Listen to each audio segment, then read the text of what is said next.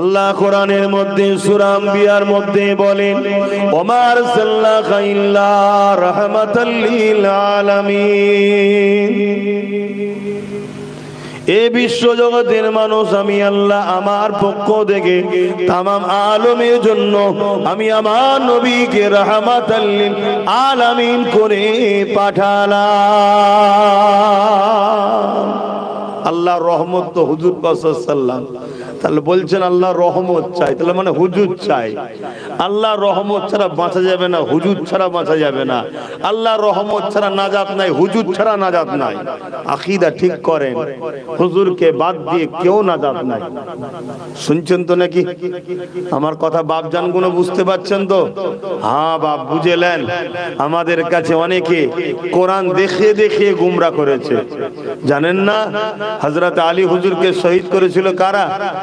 উলামা ভাইরা জানে? খারিজি সম্প্রদায় বলা হয়, খারিজি, যারা কোরআন দেখিয়ে দেখিয়ে মানুষকে গুমরা করেছিল যে কোরআন আল্লাহর কথা, কোরআন মানো, আলী মেনো না।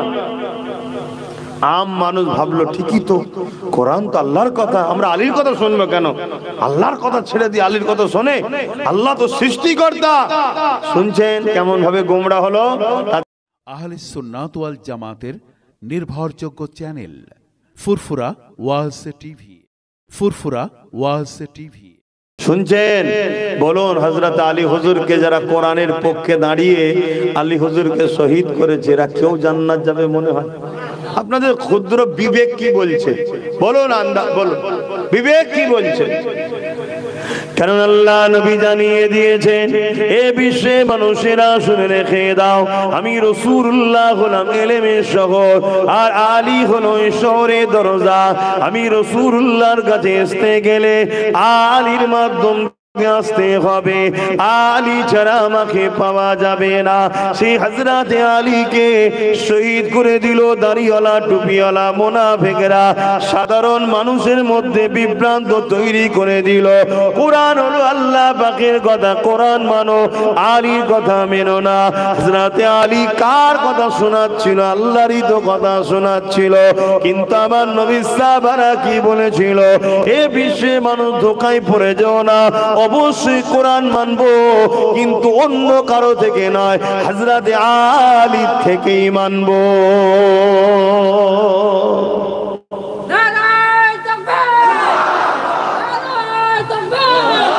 আমার কথা বুঝতে পারছেন? তা আমরা মানবো তো কোরআনকে। আজ আমাদেরকে অনেকে শোনায়, আরে কোরআন হাদিস আগে না দাদা হুজুর আগে? তোমরা দাদা হুজুর কে পাগল হয়ে যাচ্ছ, কোরআন হাদিস ছেড়ে যে দাদা হুজুর করছো। এরকম ভাবে বিভ্রান্ত করে না? বলেন বলেন।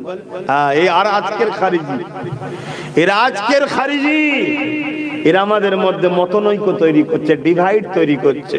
অথচ যারা বলছে এদের বাপ দাদাও মুসলমান হয়েছে দাদা হুজুরের ওসিলায়, জোরে বলুন সুবহানাল্লাহ।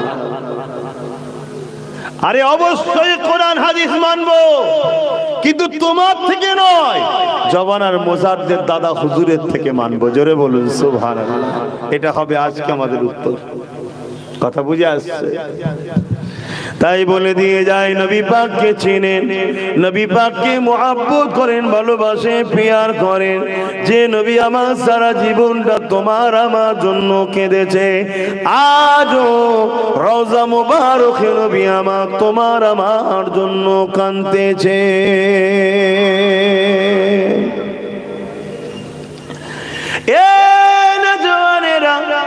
এই পৃথিবী জুড়ে যারা আমাদেরকে মিটাতে চাইছে, তারা বারবার মিটে গেছে, আমাদেরকে মিটাতে পারেনি।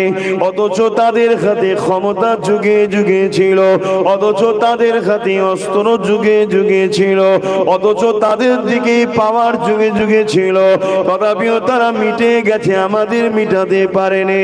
তাই তারা বড় রিসার্চ করে দেখে নিয়েছে, সব ক্ষমতা আমাদের পক্ষে থাকার পর এই মুমিন মুসলমান নবীর গোলাম গুলোকে কেন মিটানো যায় না?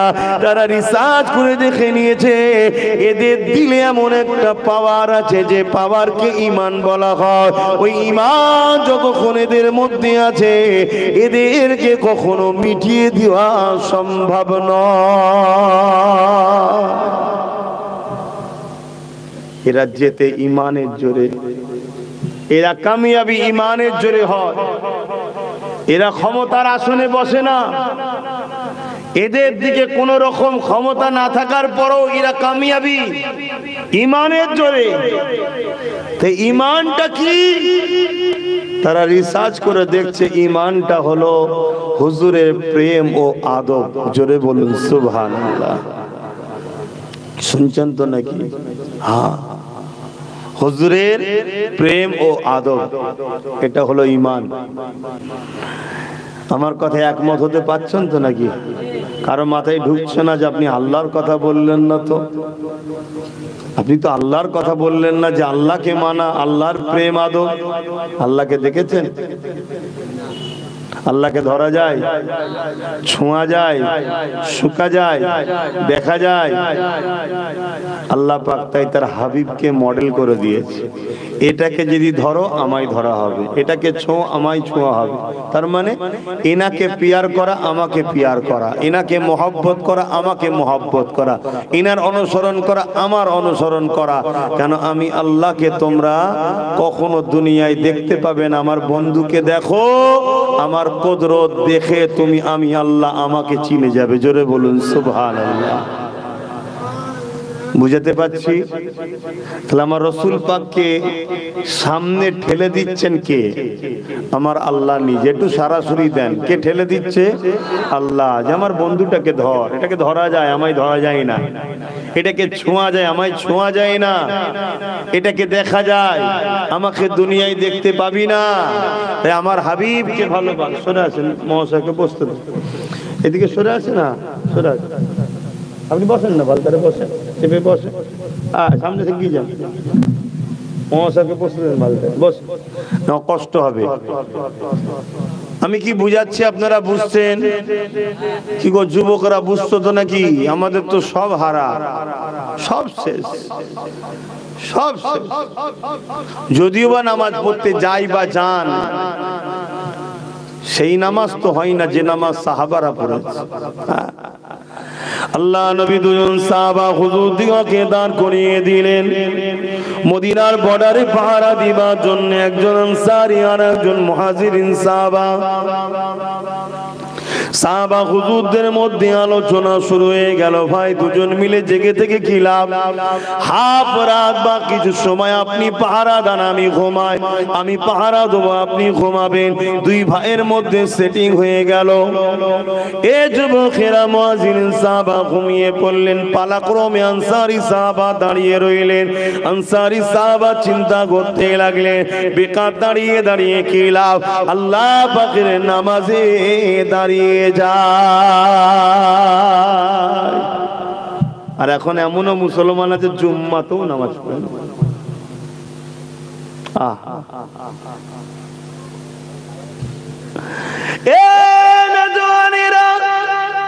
আনসারী সাহাবী যেই নামাজে দাঁড়িয়ে গেল, সঙ্গে সঙ্গে বেঈমান জালিমরা এদিকে চলে এসেছে।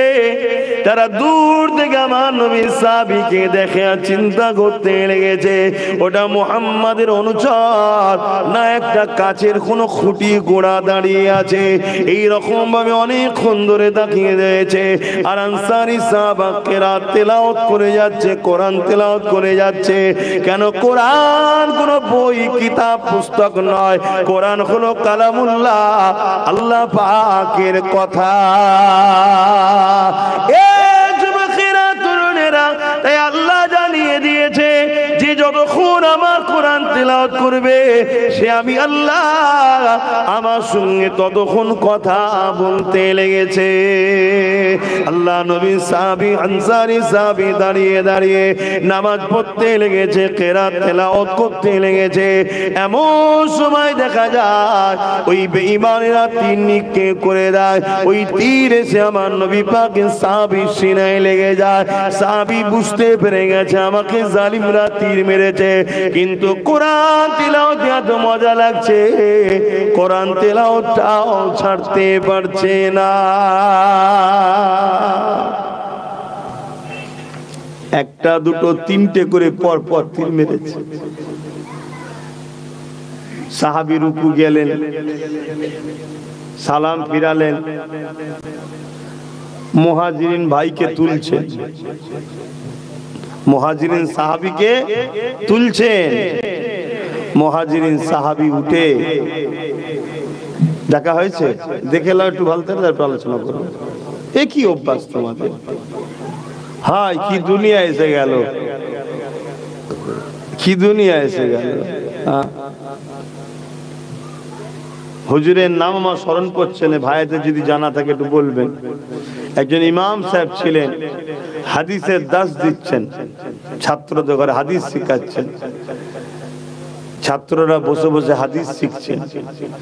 হুজুরের চেহারার আস্তে আস্তে পরিবর্তন হচ্ছে, একটা সময় পুরো শরীরটা নীল কালারের হয়ে গেছে, তথাপিও হাদিস তেলাওয়াত বন্ধ করেনি।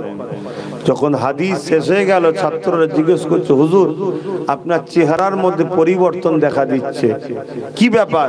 বলছে, হ্যাঁ বাবা, পিঠে একটা কি ঢুকেছে, কামড়াচ্ছে, 100 বার দংশন করেছে, খুলে দেখছে সাপ বিছে বলে না, ওই 100 বার কত জ্বলন বলুন তো।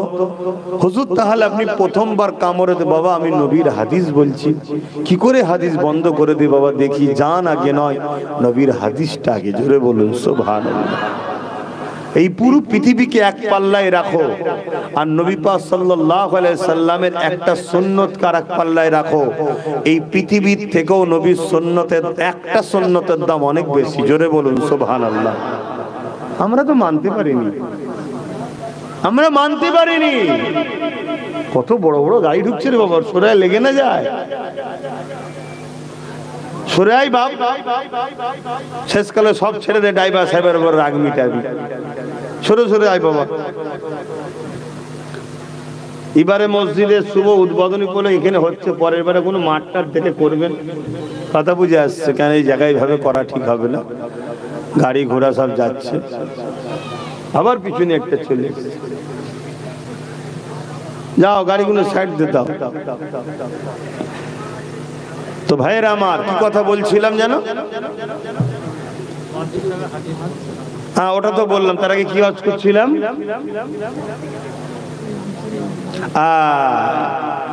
কোরআন মুহাজিরিন সাহাবীকে তুলছে, ভাই ওঠো, দুশ্মনেরা শত্রুরা হামলা করে দিয়েছে। আল্লাহ নবীর মুহাজির সাহাবী উঠে বলে, ও ভাই আনসারী সাহাবী রে, আপনাকে তিনটে তীর লেগে গেছে, আপনি আমাকে না তুলে একা একা কেন লড়াইটা করতেছিলেন? আনসারী সাহাবী তো দাঁড়িয়েছিলেন পাহারার জন্য, মুহাজিরিন সাহাবী তাকে ঘুমিয়ে পড়েছে। তিনটে তীর লেগেছে ভেবে মুহাজিরিন ভাই বলছে তো লড়াই করছিল। যুবকেরা তরুণেরা, এমন করে দেখা যায় মুহাজির সাহাবী যখন বলেন, ভাই আপনি একা একা কেন লড়াই করতেছিলেন, আমাদেরকে দুটাতে পারতেন, আমাকে তো ডাকতে পারতেন। আনসারী সাহাবা বললেন, ভাইয়ের আমি লড়াই করি না, আমি তো আপনাকে শুইয়ে দিয়ে দাঁড়িয়ে দাঁড়িয়ে চিন্তা করতে লাগলাম, একা একা দাঁড়িয়ে কি লাভ, এই জন্য আমি নামাজে দাঁড়িয়ে গেলাম।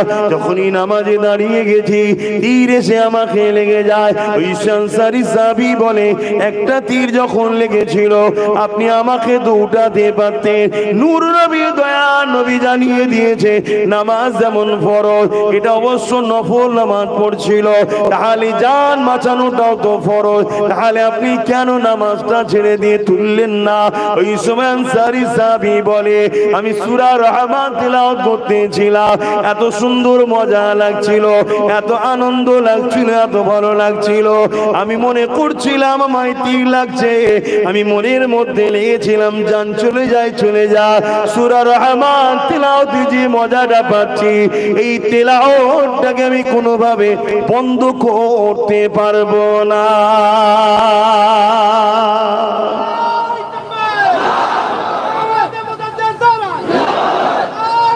আল্লাহ ভাই আমার তাকবীর দিবিনি ভাই, তাকবীর আল্লাহর হবে, রসুলের হবে, দিন ইসলামের হবে, আর যার ওসিলায় পুরো ভারতের মানুষ ইসলাম পেয়েছি দাদা হুজুরের হবে। বাকি কারো তাকবীর দেওয়া বন্ধ কর। এই তাকবীর লিবার জন্য নতুন নতুন সব পীর হবার সব করছে, শুধু তাকবীর লিবার জন্য, তাকবীর যাতে পায়, অন্য কিচ্ছু নয়। মৌলী সাহেবদের তাকবীর নাই, হুজুরদের তাকবীর। তো মৌলী সাহেব তো স্বাভাবিক ভাববে তা আমাকে হুজুর যেমন করে হতে হবে তকবীরটা পাওয়া যায় না। খাওয়াতে একই হয় আল্লাহ করে, খাওয়া আলাদা দেন নাকি মৌলী সাহেবদের ঘরে? সব একই, শুধু তকবীর দিতে হবে। ওই জন্য বলছে আমার তকবীর দিবি না, সবাই ওপেন বলছি। তকবীর আল্লাহর হবে, রাসূলের হবে, দ্বীন ইসলামের হবে। আর একেবারে নেমো খারামি করা উচিত হবে না দাদা হুজুরকে বাদ দিয়া। কি ভুল বলছি নাকি? তার ওসিলায় আমি দাদা হুজুর, আমার চলছে দাদা হুজুরের ওসিলায়। হ্যাঁ, দাদা হুজুরের আওলাদ বলে তো মানুষ সম্মান করে। দাদা হুজুরের বাগান, এখন আমি ফল খেয়ে বেড়াচ্ছি। এই বাগান দাদা হুজুরের, আমার বাপের নয়, আমার দাদুরও নয়। এ বাগান জমানার মুজাদ্দেদ দাদা হুজুরের। এই বাগানে আমার দাদাও ফল খেয়েছে, আমার বাপও খেয়েছে, রুহুল আমিন সাহেবও খেয়েছে, আজকে আমিও খাচ্ছি। কিন্তু বাগান দাদা হুজুরের, জমানার মুজাদ্দেদ তিনি, অন্য কেউ নয়। এটা মাথায় রাখুন। আর না হয় সব আব্বাস সিদ্দিকীর পাগল হয়ে যায়, লাস্টে দেখা যাবে দাদা হুজুরের সঙ্গে কানেকশন কেটে গেছে, সব শেষ হয়ে যাবে, সব শেষ হয়ে যাবে। গোড়া ধরে রাখো, গোড়া যদি গন্ডগোল হয়ে যায় সব শেষ। আর যাকে ধরবে তার সাথেও গোড়ার কানেকশন আজকে দেখো। ঘরে সব লাইট টাইট পাকা পাকা সব লাগালে, যেখান থেকে মেন কারেন্ট আসে সেখান থেকে যদি মিটারের তারে যে কারেন্টটা আসে কেটে দেয় অফিস থেকে, এসে কি হবে? আপনি বলবেন আমি হ্যাভেলসেল লাগিয়েছি, ভালো ভালো দামি দামি লাগিয়েছি, চলবে? অতএব এটাকে খেয়াল রাখবেন। খারাপ লিখছেন নাকি আমার কথা? আমি ঝগড়া করতে এসেছি না, আমার দাদা হুজুরের রুহানি বাচ্চাগুলোকে বাঁচাবার চেষ্টা করছি। আপনারা তো আমার দাদা হুজুরেরই বাচ্চা নাকি, তো বাঁচাবো না? কেউ এসে জাল দিয়ে পুকুরের মাছ তুললে চলে যাবে, আমি বলবো না যে পুকুর দাদা হুজুরের, তুই জাল দিচ্ছিস কেন? কি বলবো না? বলবো না। তো এই বাংলায় যত সন্তান আছে, তুমি মানো চাই না মানো, তুমি হলে আমার দাদা হুজুরের পুকুরের, বুঝাবার জন্য বলছি, মাছ। তুমি আমার দাদা হুজুরের মুরিদের ঘরের সন্তান। অতএব আজকে কেউ এসে তোমাকে তুলে নিয়ে চলে যাবে, মুনাফিক বানাবে, বেঈমান বানাবে, কাফের বানাবে, সাহাবাদের দুশমন বানাবে, নবীর দুশমন বানাবে, ওলি আউলিয়াদের দুশমন বানাবে, আমার ডিউটি তোমাকে 100 বার বুঝাবো। আর এতটাও যদি প্রয়োজন হয় তোমার হাত ধরেও টানবো ভাই হিসাবে, যে ভাই ভুল করছিস। তারপরেও যদি তুমি বলো যে দরকার নেই, ছিনিয়ে চলে যাও, সেটা আলাদা কথা, সেটা আলাদা কথা। আল্লাহ নবী সাহাবী আনসারী সাহাবী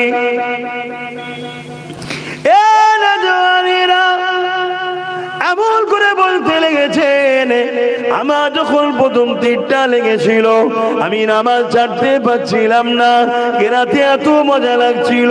দ্বিতীয় তীরটা লেগেছে আমি তখনও ছাড়ি না, দ্বিতীয় তীরটা যখন লেগেছে আমি নামাজকে ছাড়তাম না।